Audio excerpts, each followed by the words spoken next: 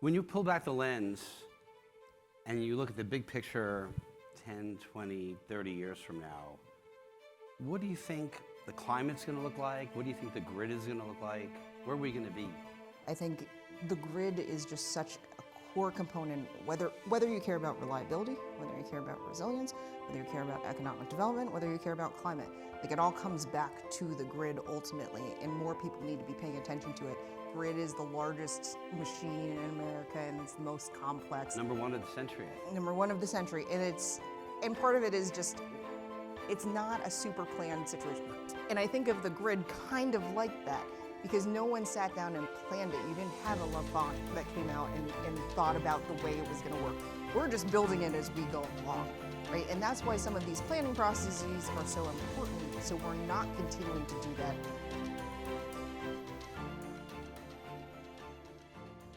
So please welcome me in joining Lee Krevat of Krevat Strategies and Maria Robinson, our friend from the Grid Deployment Office, who spoke to us. She's spoken to us several times, both in person and online, about what's happening at the Grid Deployment Office. But I think you'll find that this is a slightly different conversation in that Lee tends to have a much more conversational interview style, and it is much more personal and engaging than sort of a newspaper interview, and then it gets woven in with hot sauce tasting. So I am going to turn this over to Lee and Maria, and thank you both very much for doing this. We're looking forward to it. And Maria, if you have to stop at hot sauce 3 or 4, I can come in behind you and help you out. I'm not a quitter in general, so I'll barrel through it is the hope. Okay, well, I would say the first 2 are like 1s, the second 2 are 2s, and the last 3 were hot. Okay. So you should feel okay about it's not quitting. It's okay. Protecting yourself. Fair enough. Karen, thank you very much. Karen's gone. So I say let's go the ball rolling with the first hot sauce. All right, We'll just keep going. It's smoky karma. Don't pour that much, but take a scoop. This is like really smart way to do it. I appreciate the thought of process here. You all know I'm a process gal. Okay. And I don't think you'll have any problem with that, because this isn't very spicy, just to get in the swing of it. Nope, that's delightful. Oh man, you all have to listen to us chew? I'm so sorry about that. Yeah, it's true.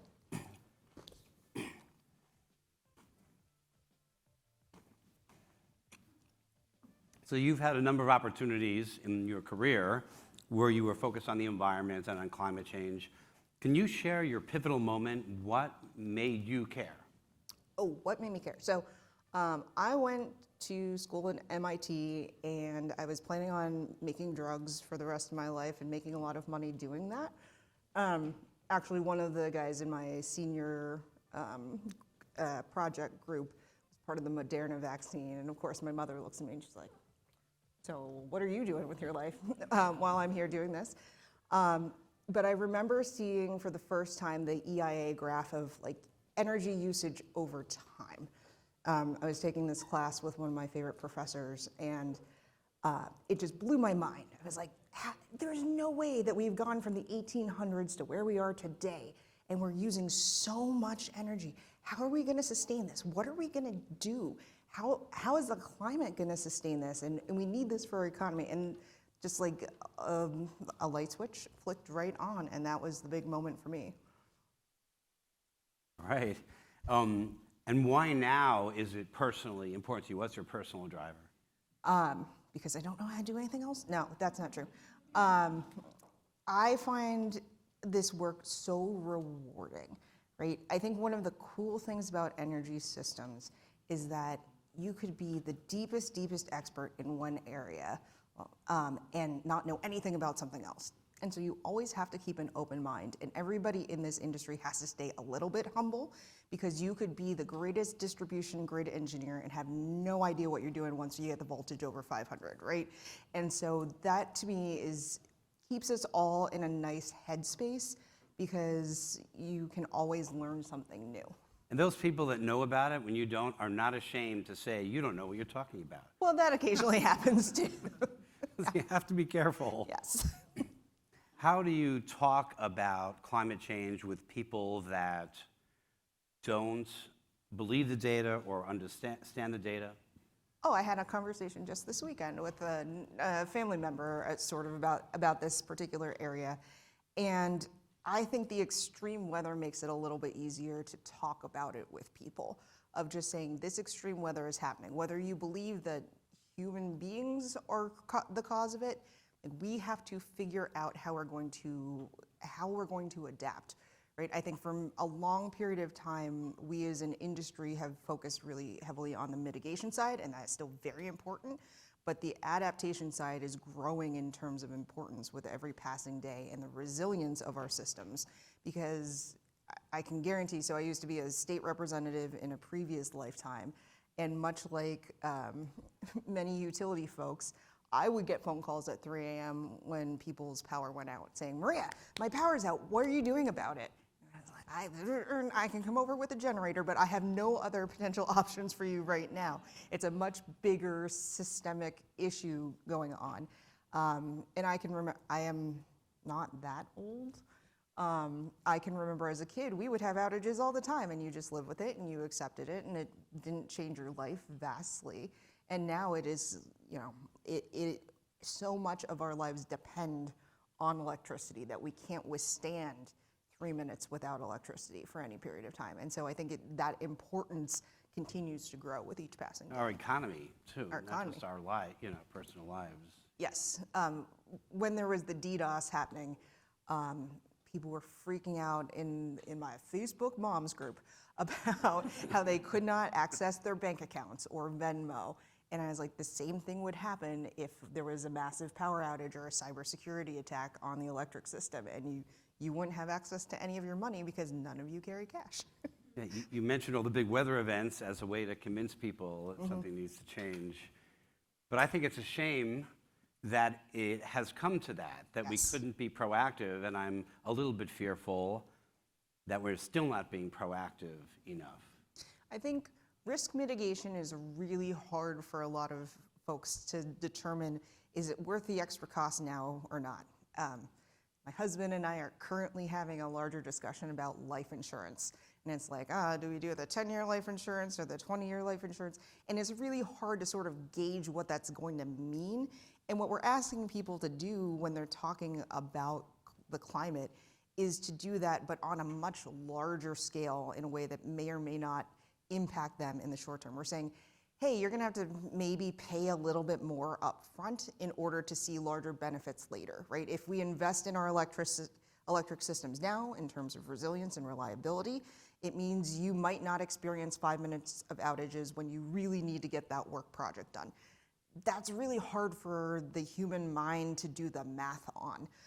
And so I think, unfortunately, these much more very real weather events are something tangible that people can tend to be able to better grasp what that means for them in the long term. This probably isn't a happy example, but I have a friend who had a dad, and they were telling him he had to lose weight and he had to stop smoking.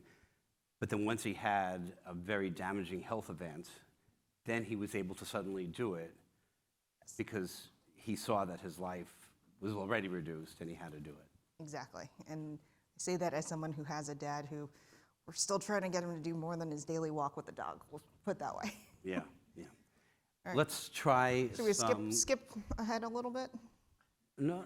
Or do you want us to keep going in order? Sorry. Okay, look, I was trying to you make it slow, but let's go for some good karma. Let's skip the... So I was like stressed about this, but then I started the first one and I no, was but like, that was oh no. really easy. It was really easy, so we might as well. We'll skip the next easy Okay. one, but... Yeah. This is always my problem Oh. in everything that I do. Like, let's just skip ahead a couple steps. One of my most annoying traits is I really don't enjoy people spending time introducing themselves on Zoom calls because there are names written underneath. And so if anyone who's been, I'm looking at Larry who's been on a call, I'll be like, here's everybody from my team, and try and like get it done in 30 seconds or something. Sometimes that goes over great, and sometimes it doesn't go over as well. So here's to some good karma. Here's to some good karma. Cheers. I don't have a particularly high spice tolerance. That's nice too. But the first time I got COVID, all I wanted was Szechuan food. Like, that's all I wanted for like a month after I got COVID was this like hot peppers, and then it immediately went away. COVID is weird. So that was fine, right? That was totally fine. It is a little bit more. A little. Okay. I've got some flavor. These three are going to jump it up, so we'll All see right. what happens when we get there. How does the Grid Deployment Office team help mitigate climate change? So everything having to do with the grid, and every time you try and electrify something, especially when you're talking about going from transportation, right, to electrification, it relies on the idea that your grid, one, exists, which is a big question in and of itself, but then two, is clean, right? He won't mind if I say this. So David Crane, who is my undersecretary, is a lovely human, and I am a huge fan of him. But he will tell you that he's a generation guy. He's like not a T&D guy. And I was like, but David, you have to be a T&D guy. Like you have to understand what's going on in order to understand that how the system works as a whole. And this is a conversation that we have constantly about this, because so many people think of these pieces in isolation. And part of it I do understand, right? Like as a former recovering politician, it's so easy to go out and take a picture in front of a solar field, right? It's really easy to go visit offshore wind turbines. It is so much harder to get people to come out and take a picture in front of a substation. Trust me, I've tried this like 5 times during this administration, and a lot of people are like, this just isn't cool, Maria. No one wants to think about their substations, but those are the engines that are keeping everything going in your economy.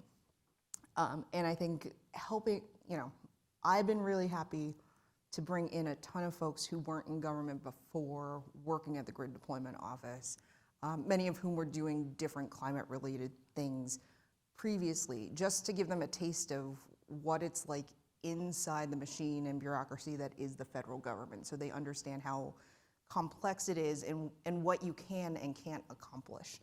But I think the grid is just such a core component, whether you care about reliability, whether you care about resilience, whether you care about economic development, whether you care about climate. Like it all comes back to the grid ultimately, and more people need to be paying attention to it. It's just hard because there's physics, and like not everybody loves the physics part of it. So what is your team specifically doing? So we have about $22 billion to get out the door, which How's that going? It's going pretty well, actually. And so a lot of that is going towards major T&D upgrades or rebuilds or new projects. Some of that is going towards the hydropower fleet, right? This is another area that I think is wildly underloved is hydropower. It got less than $1 billion in the bipartisan infrastructure law and in the Inflation Reduction Act. So that's like not anywhere close to what everybody else seem to have gotten, but is still a huge amount in order to rebuild some of our aging infrastructure. Because some of these were built 50, 100 years ago at this point. And we're trying to figure out how we can permit transmission faster and more efficiently.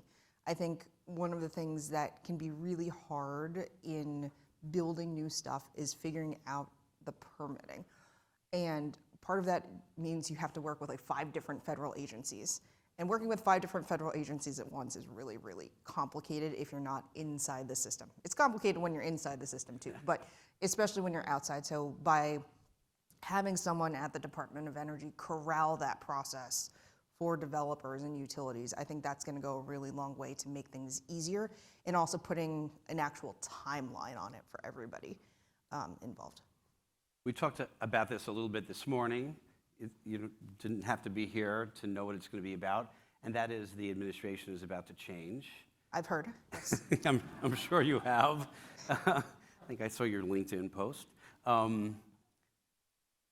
do you think that's going to affect grid deployment? Not that much, part of it, I know that there are lots of people who really think about transmission in particular through the lens of a clean energy transition, and that's one way of looking at it. But you need transmission if you're going to have any sort of economic development, right? I think about, and I'm sure you've talked about this because everybody in this entire city is talking about this, data centers. This is another piece where if you're trying to do some sort of build out, you have to figure out what the grid connection is going to look like. We have to have some very in-depth conversations, both on the physics side as well as the regulatory side of how we're going to accomplish this. God bless, there was some announcement recently that I picked up in New England that said, hey, we're just going to build this enormous data center and we're just going to hook it right up to the grid. And I was like, you haven't looked at the resource adequacy reports out of ISO New England recently, have you? So we have to be able to plan that thoughtfully, but then also make sure, later on that consumers are not on the hook for something that doesn't ultimately get used for a long period of time. I feel like 10 years ago, all we did was talk about stranded assets. I feel like we haven't had a lot of stranded assets conversations in a while, and maybe just like, wide leg pants is now coming back into fashion. So we can have that conversation again of like what we should be doing with stranded assets. All right, we're going to do some bad karma. Okay. Now, bad karma is not good karma. Yeah. So help yourself. This one's, yeah, that was yeah, big. yeah. Right. This isn't a very big step up from that. Okay. A little bit. That's fine. This is all Gene Rodriguez's fault, by the way. Have we said that yet? I didn't know it was Gene's Gene fault. said that it was just so delightful and so fun to do this. And if Gene says it's fun, then it's got to be fun. Whoa. I cannot see. Yeah. All right. That one's got like a little bit more of a kick going on. I can feel that. You're tempting fate. Part of it is my father is 72 years old, something like that, and he's eaten a bowl of Cheerios for breakfast every single day of my entire life. And he eats most of the rest of his food just like that. So for the first 18 years of my life, I also ate my food like that.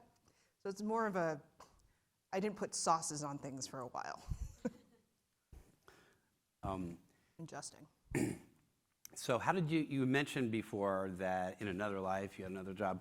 Can you talk about your career, how you got to where you are now? Sure. So I graduated from college in 2009, and you might recall that there was a real wild recession going on in 2009, and it was really hard for people to get jobs. So I was very, very lucky to start at Navigant Consulting with Lisa Francis, who I'm sure many of you here know. And then I had the great fortune of going over to Advanced Energy Economy, which is now Advanced Energy United, and worked my way up there. I started like at the very bottom that you can possibly go and worked my way up to running our wholesale markets program while we were there. So that was cool to do a number of different things. We were fostering kids at the time, and I was really frustrated with the foster care system. I don't think I've met anybody who's not frustrated with the foster care system, generally speaking. And so I decided to run for office when the opportunity came up. And then in the back of my head, I always said, well, I'll run for office, so maybe someday I can be like a utility commissioner, because that seems to be like a really common pathway for how people become utility commissioners. But I think this job is cooler than being on a utility commission. Don't tell all of our friends at NARUC that, but I think it's pretty cool. this has been pretty fun. Yeah. Excellent, excellent. And it was a very quick telling that you just did, but I'm sure there were setbacks along the way. Can you talk about interesting challenges you've had? Oh man, so it's been really fun to watch this industry evolve, right? I think even just in this room right now, 10 years, 15 years ago, when I was getting started, there were not many women, not many people of color, right? And we've done a lot as an industry, I think, to really expand, and that's been great. I remember my very first internship was with Tracy, who's sitting over there somewhere, back there. And Tracy yelled at me at the end of my internship because I never asked questions, and that I needed to actually ask questions. And so then I spent all of my time thinking of what are the best questions that I can possibly ask in all of my future jobs. And so that's why I'm very annoying and ask a lot of questions now. You can all blame Tracy for that. And life happens, right? I think that's part of it too. It's not just your job part. This is something that I've felt like really strongly about in having to bring on 150 people and asking them to like leave their nice comfy jobs doing whatever it is they're doing and come into work into government where they're probably making less money and also like working a lot harder.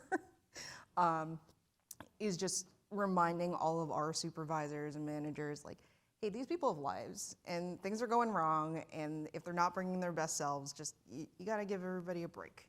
Things can be just get in the way, and we have to work together.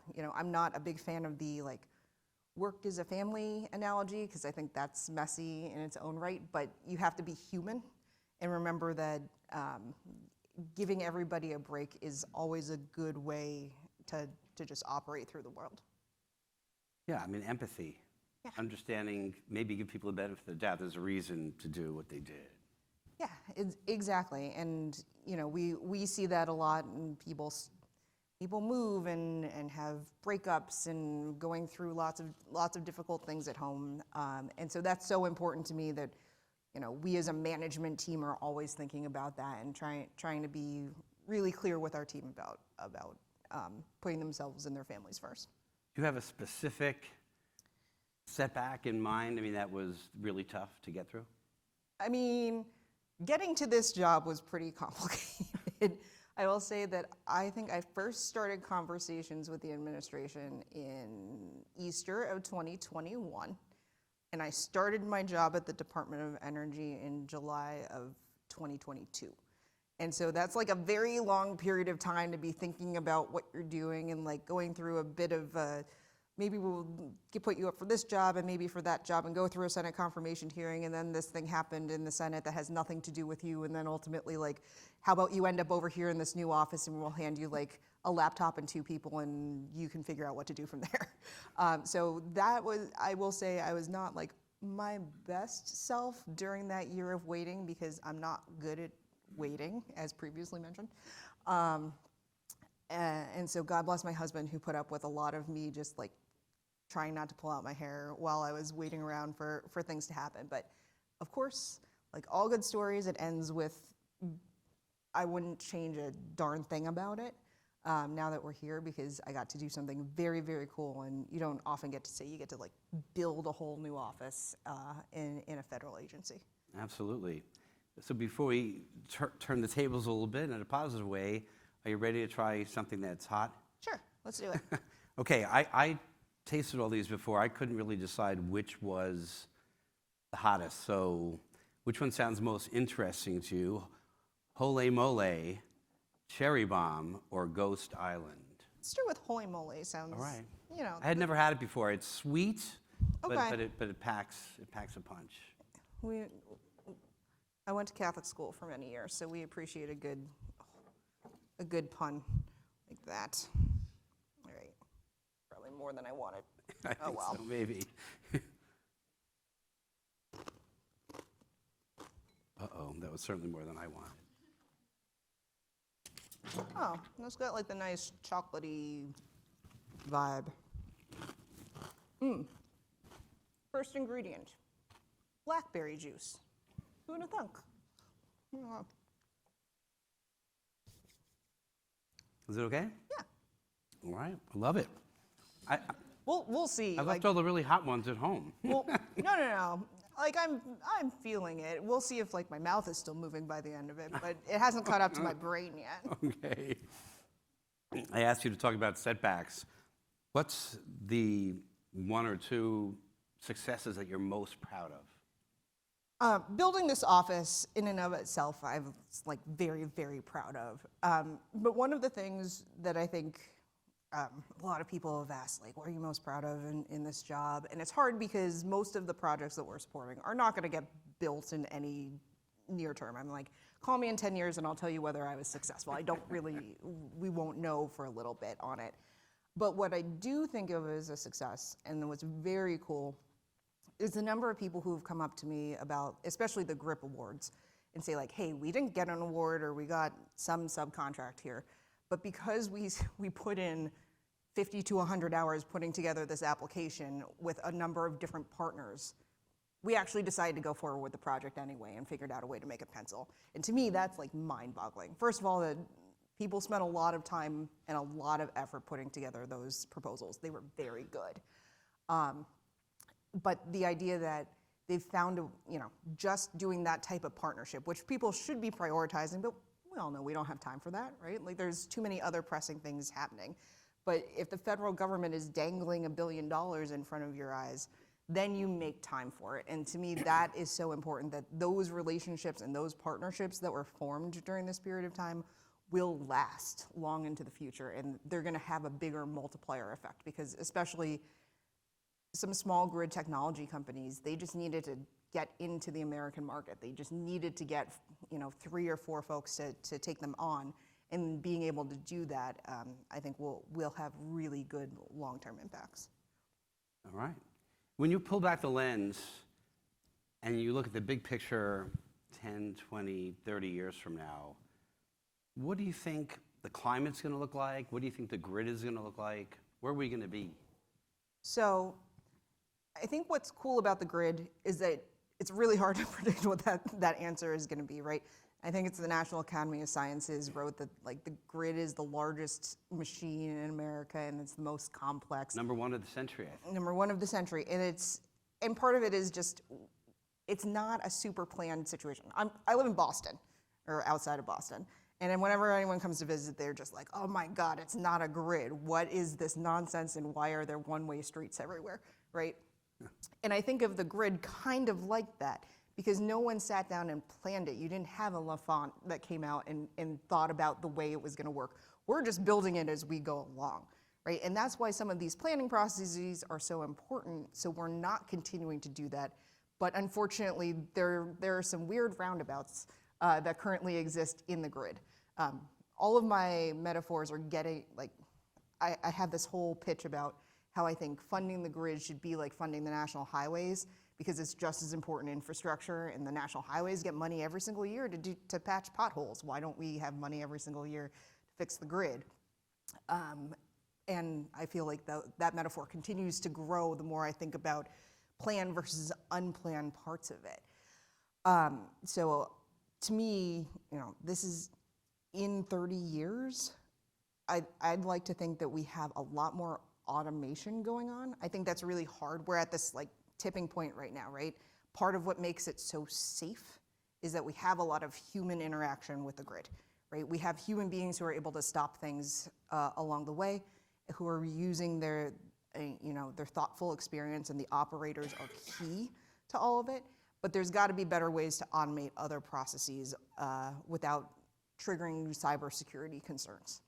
And that's a real balance that we're at right now, where either we're going to continue doing things very manually for the next 20 to 30 years, or we're going to find a way to very carefully, it is not an all or nothing sort of situation, but very carefully automate a lot more to be able to accommodate. The fun part about regulation is, technology is moving so fast, and regulation can't necessarily always keep up with all the technology that's going on, whether it's TikTok or whether it's advanced reclosers, right? And so we have to think really hard about all of the possibilities that could come along over the next few years. I don't think any of us could have imagined how much everyone in our lives was using ChatGPT right now, even 2 years ago. So things are just catching on really quickly. Yeah. So anything bold, big bold prediction? Oh, I'm not gonna give you a bold, we're gonna have an HVDC macro grid or something like that, as much as I would love to see that. I think we will definitely have a Western RTO by 20 years from now. But there's a chance I might have said that 10 years ago too, so we'll see. You only got a few years left. They'll get there, I feel confident. All right, let's have another one. How was that one, by the way? You haven't said. I mean, I can still feel that one, as opposed, the other ones I didn't feel as I was still having conversation. But let's. Cherry Bomb, many awards, because it tastes like cherry pie, a bit like cherry pie. The other one's kind of a sweet mustard also. Let's do the sweet one first, and then we'll do cherry. Cherry Bomb feels like a good way to. Now this one's rated the highest. The highest. But Sometimes it switches, you know. Hold on, this one has peppers as the first ingredient. Ghost This one peppers. This one has cherries. All right, so we'll do the cherries first. This has ghost pepper in Sorry, it. do people do this much research when they when they talk to you and read all? Okay. Yes. Good. So I have one that I like at home called like Purple Hippo, because my friend was very into hippos for a while, so that accidentally made it into my closet and I got attached.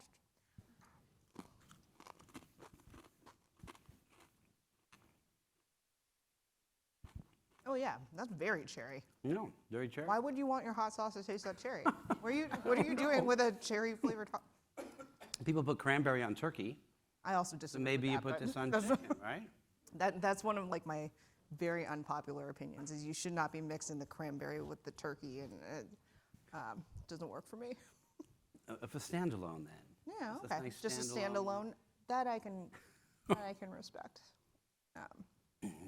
What advice would you have for people that want to take a path similar as you, or people that might want to help in some way? And these are people here listening live that have the ability to help. Yes. One is that you should definitely spend some time in government. I know it's not for everybody. I know economically it's not for everybody. But being in government is incredibly rewarding. It's really, really nice to wake up every morning and not question why you're doing something, because you're doing it for your country, for the American people. And that's true of whether you're in a political role or a non-political role. I think that is something that matters a lot. And also getting the opportunity to hear other people's complaints about everything that you do is actually very rewarding and important. Or have a child. That's another way to do that too. But for me, I am introverted. I hate going to networking events, and for me, I'm not very good at self-promotion. See my LinkedIn, which is just a bunch of reposts of things that our office is doing, right? So I don't love all of that type of work that goes on, and you can still make it. You just do good work, and people will notice. And I think having really good mentors, I appreciate all of my mentors who've looked out for me over time and encouraged me to think a little bit further. My favorite was a person who asked me what I wanted to be when I grow up.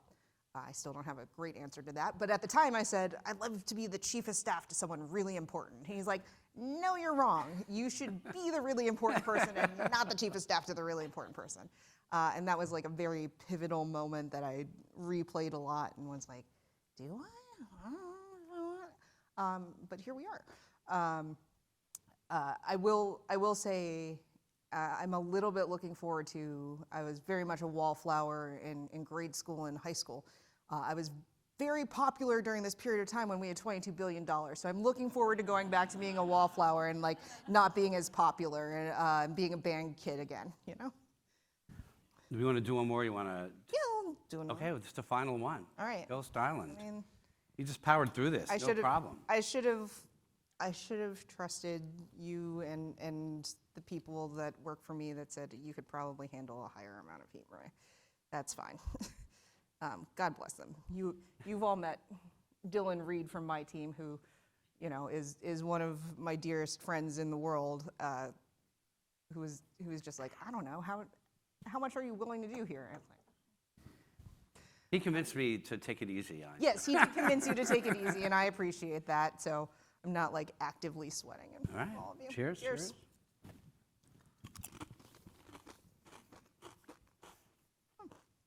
That is nice and musty. Yeah, mustardy. And this one is of- my favorite hot sauces, actually. One of our nuclear lawyers at the Department of Energy has long told me that her life goal is to be a mustard sommelier, which I did not know was a job. I did not know was a thing, but I'm looking out for her and always trying to find new mustardy things to introduce her to. Do you have any questions for me? Besides, what should I do when I grow up? Because I'm taking advice from anybody who is no. I have advice. What what do you think that government? What do you think government should have been doing over the past couple of years that we didn't get around to and should prioritize the next step? So I'm in the industry, so it's harder because I pay attention to what the government is doing. Yeah. But I don't think the things that were being done got to a whole lot of people. I don't think they're aware of all the changes that have been made, the money, what it's gone to, and how it helps the country. I'm not just talking about energy now, even, just many things, yep. but especially with energy. And I think people need to have more, coming back to climate change, I think people need to have more than, there are a lot of weather events happening now, we better do something. There's really good, not so hard to explain science about what's happening, and I rarely meet people that understand that. I have to it only takes me a couple of minutes to explain it, and yet so few people do. And I think the government could have done more to explain what's going on in climate and all the things they've done to try. Yeah, and I think what's hard sometimes, so I used to teach a graduate course on energy policy, and I'd have these lovely 25-year-olds coming in, and they're like, we are going to change the world through protests. And I was like, after 13 weeks with me, you're going to walk out with a very different tune. And after 13 weeks with me, they go, we are going to change the world by working at public utility commissions, right? But sometimes it really feels like you need that level of a graduate course for 13 weeks to be able to understand the basics. It's not an easy place to come into. And I think for a lot of Americans that are just focused on, the fact that the bus didn't come on time today and they have to figure out how to get their kid to school, which is a shockingly enormously regular thing that happens all the time, and dealing with traffic, they don't think about this, and in part because the only way that they do sometimes is because you get your electric bill, and then they go, oh man, this is going up, right? And that's the only time they really engage with energy. So part of that is getting some education in.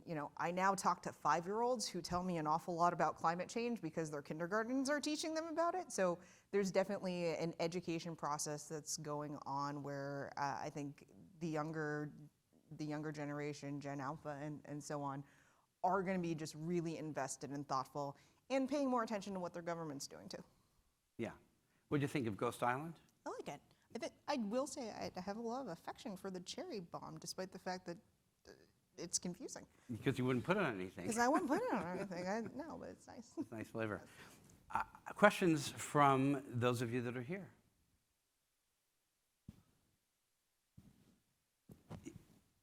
Right here? Sorry, I just looked right at.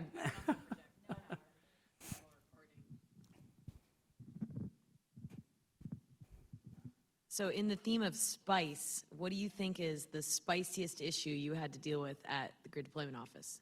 Ooh, that's such a good question. Well, I will say, every time the New York Times would write about the interconnection queue, I would get a 6 a.m. phone call. And I didn't love that because it turns out solving the interconnection queue is not a thing that Maria could do in 6 months. Despite being asked repeatedly if she could do that, and instead was a much bigger thing.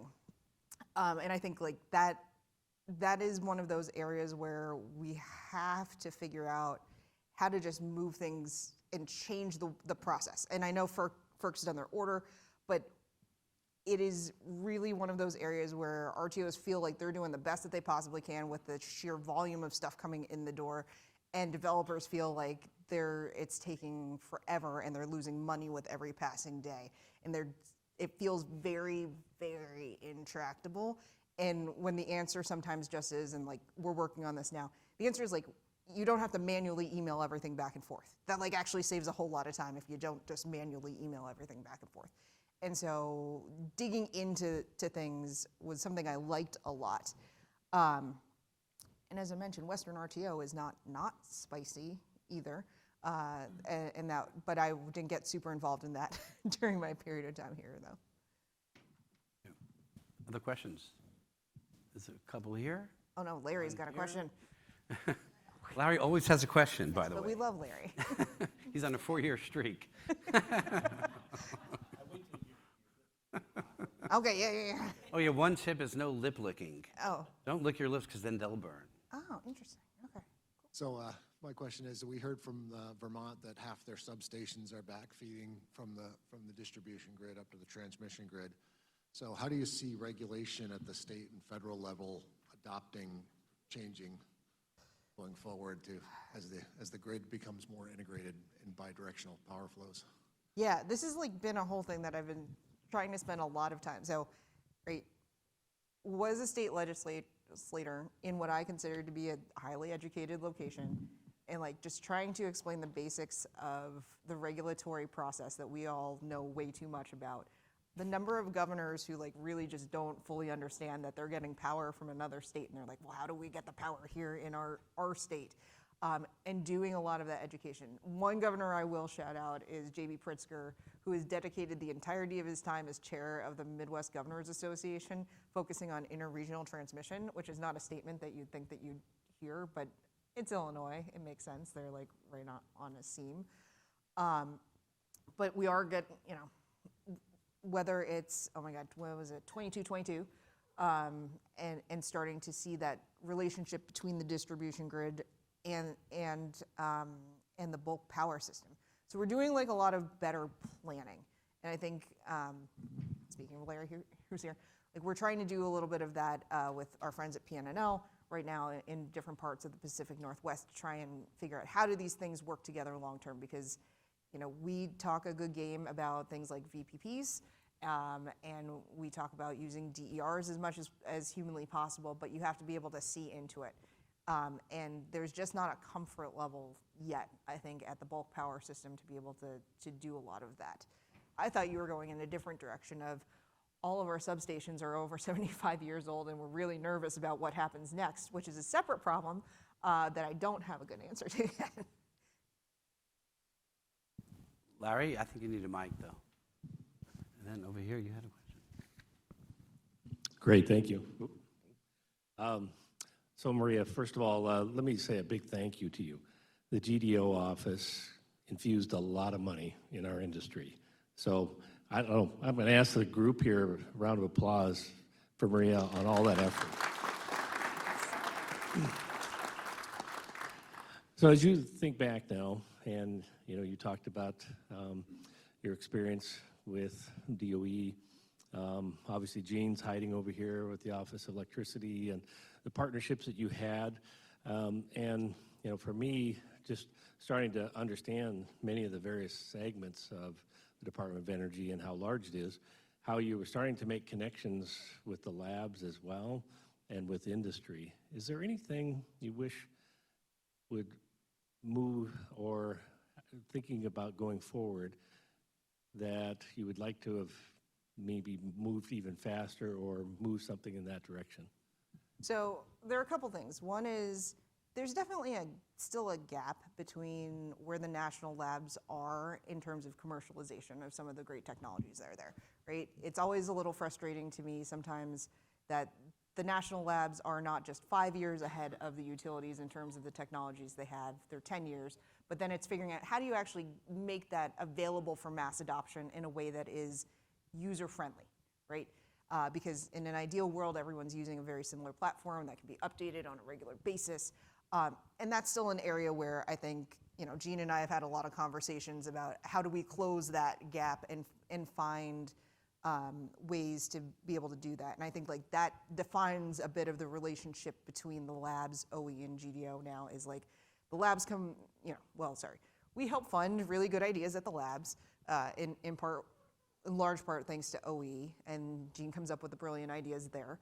And then we see proof of concept, and then we at GDO then would figure out how to fund that into a larger pilot or just a straight up deployment. I think that's something that you'll see more from our career folks who are working on this right now of how to make that triangle happen more cleanly, and we're trying to infuse some funding into that to be able to do some more of those pilots. But man, everyone's sleeping on the national labs. Let me tell you, it's one of those things that I didn't think about too much. You read an NREL study every once in a while, or something like that, or someone cites it. You have no idea the amazing science that's going on there. I think our Undersecretary David Crane took a bunch of Wall Street folks out to Idaho National Lab recently, and it was just, their minds were blown with what was going on there. And so we just need to do more of that cross-pollination of ideas, because there's some really, really cool stuff going on in government.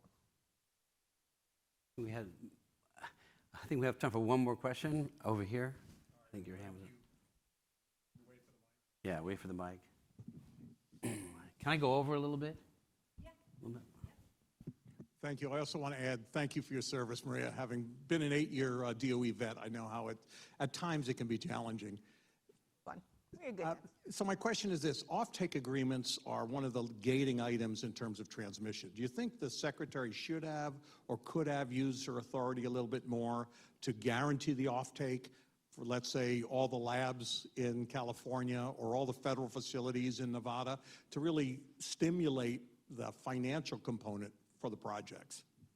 That's such an interesting question, and also it's like, right, you've worked at DOE, so it's not as straightforward as that, because that's asking a bunch of, I mean, I'm just thinking about the contracting, my brain hurts a little bit, of how that would all operate. But, so we were able to do that where the government actually enters into an offtake agreement for a period of time to help transmission development move. And I think that will be proof of concept, right? We expect in 2026, maybe even early 2027, for some of our awardees to roll back that money into the federal government. So we'll be able to do that again. And I like to think of that as sort of a pilot project of how can we're able to move transmission by providing that offtake agreement for literally like 18 to 24 months. It's not even that long a period of time, but because the federal government's doing it, everybody feels very comfortable with us being a part of it. So how do we take that out both to the private markets and help them understand that this is a really important component of transmission development in order to get that offtake agreement, or like you're saying, some public pieces. I actually think this is something I've been noodling on for a little bit, but I actually think cities have it easier. They have such procurement processes set in place already, but cities can move a lot faster and more nimbly than the federal government can. So if they were able to group together as part of an offtake agreement, that could go a really long way, as well as getting them more invested in transmission, which is something that, you know, we continue to want to work on to make sure that local government gets invested in transmission and sees the benefits in a very real way for themselves. Is there anything else you want to say? Thank you for answering the phone every time we called to ask questions. Thank you for responding to the NOIs with thoughtful ideas. Like, we really did read every single one of them, and I have lots of them like plastered on the inside of my eyeballs of thoughts that we need to take forward. I know that's a lot of work, but none of this actually works without a relationship between industry and government. You know, we could have just built all these things. We could have built GRIP in a vacuum, and let me tell you, we heard lots of crazy ideas in a vacuum that aren't necessarily what folks need, right? And instead, I like to think that we were able to put out, you know, obviously following within the congressional authorizations, but figuring out how to make it accessible for folks and what you need at this point in time, because that's what government's actually supposed to be doing. But that means time out of all of your lives, and I really appreciate that and all of your partnership. And you know, everyone else besides me and like one other person will still be there. So you should still keep reaching out to them moving forward. Pat Hoffman will be there. Pat Hoffman will always be there. Someday I would like for Pat Hoffman to retire for her own sake, but that time doesn't seem anytime soon. So you should still reach out to them, and they still want to hear from you and keep that relationship going. And I know I speak for Jean also in saying that Gil will also be there as well. So this is just the beginning, and there's so much more to come. Well, thank you very much for that inspirational last note. I'm going to wrap this up. I'm going to wrap it up with a rap.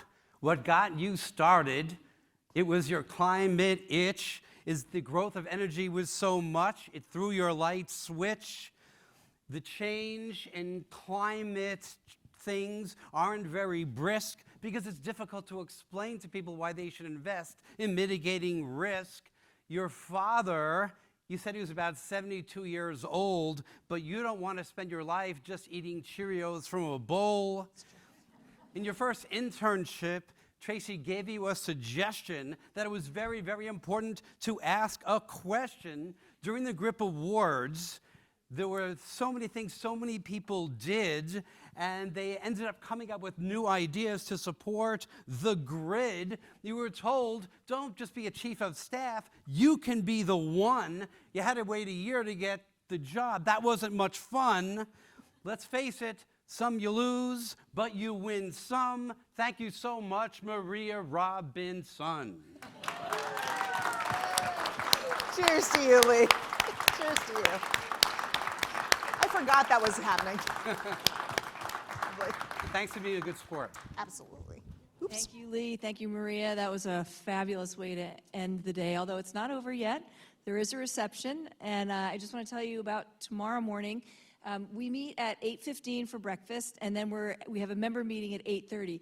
We are required to have a member meeting, but that doesn't mean only members have to come. We just have to call it a member meeting, and that's when we get to tell you a little bit about what we have been doing. And I really want to highlight that one thing that you're going to see is a demonstration of our new grid map, which is an interactive website that kind of explains how the grid operates and all the technologies that are deployed on the grid. And for our members, when we do white papers as a part of our technology portfolio initiative, we try to make sure that we're not mentioning specific product names or company names, because we don't want those white papers to feel like they're marketing materials. We want people to use them in state proceedings. We want them to be used for stakeholder engagement. But our website is a place where we can really highlight what our members are doing, all the cool things they're doing. And you'll see in this website that there's a whole list of technologies that we've built out with sort of summary pages, explanation pages behind them. And that's a place where we can tag your case studies if you're a utility, your product videos if you're a grid equipment manufacturer, your projects that you're working on, anything that you think highlights the benefits of the particular technology that we've got listed. And we have a long list of technologies that we're going to keep adding to that website, but we want to do it with your help, and we want to make sure that we're profiling your good work. So do come early tomorrow morning so that you see that demo, because it is only going to be as good as the information that we get from our members. So 8:15 for breakfast, 8:30 for the member meeting. Then we have a series of interesting policymakers coming through, like Senator Hickenlooper, Representative Strickland, who's one of the co-chairs of the Grid Innovation Caucus, and Administrator Andy Burke from the Rural Utilities Service, where they have a $10 billion that they got in the infrastructure, or the IRA, where they've been working with rural co-ops to build out the grid in the rural areas. So there's lots going on, and then we have our policy platform workshop in the afternoon. So come with your ideas, come with your priorities, because that's really going to help inform what we work on for the next couple of years. So I look forward to seeing you over drinks, and then early tomorrow morning for the member meeting. So thank you very much for helping with a great first day.